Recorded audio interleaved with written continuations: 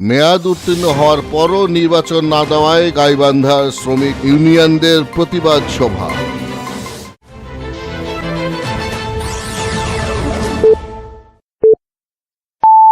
আসসালামু আলাইকুম। এমকে টেলিভিশনের নিয়মিত সংবাদে আপনাদের সবাইকে স্বাগত জানাচ্ছি আমি শারমিন মিনা।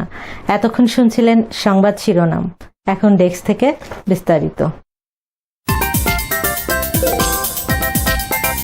মেয়াদ উত্তীর্ণ হওয়ার পরেও পূর্বের কমিটি ভেঙে না দেওয়া, নতুন করে নির্বাচন না দেওয়ায় গাইবান্ধা জেলা ট্রাক, ট্যাংলরি, কভার্ড ভ্যান ও ট্রাক্টর শ্রমিক ইউনিয়নের প্রতিবাদ সভা অনুষ্ঠিত হয়। বুধবার দুপুরে শহরের ডিবি রোডস্থ সংগঠনের কার্যালয়ের সামনে প্রতিবাদ সভা করেন সংগঠনের নেতাকর্মীরা। এ সময় বক্তব্য রাখেন সাংগঠনিক সম্পাদক প্রার্থী সবুজ মিয়া, সভাপতি প্রার্থী আতোয়ার রহমান, সাবেক সাংগঠনিক সম্পাদক রজ্জু মিয়া, সহ সভাপতি সুজন মিয়া, পিকআপ চালক আবুল কালাম আজাদ সহ আরো অনেকে। বক্তারা বলেন, নিয়ম অনুযায়ী গেল 2023 সাল ফেব্রুয়ারি মাসে এই কমিটির মেয়াদ শেষ হয়েছে, কিন্তু মেয়াদ শেষ হওয়ার পর প্রায় 1.5 বছর পেরিয়ে গেলেও এখন পর্যন্ত তারা নিয়ম বহির্ভূতভাবে জোরপূর্বক ক্ষমতা দখল করে আছে।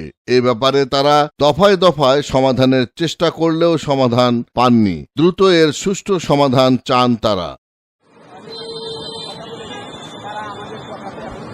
মেয়াদ উত্তীর্ণ হওয়ার পরও এখানে ভোট হচ্ছে না, ভোট দিচ্ছে না, বিভিন্ন রকমের তাল বাহানা করতেছে।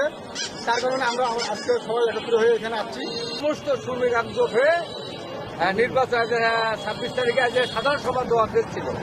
আজকে কোনো সাধারণ সভার ঘোষণা নাই। মেয়াদ শেষ হয়ে যাওয়ার পরে এই কমিটি ভাঙ্গি না দিয়ে নির্বাচনের কোনো ব্যবস্থা না করিয়ে বর্তমান সভাপতি, সেক্রেটারি এবং এই ক্যাবিনেটের যারা Iftekhar, news desk, MK television.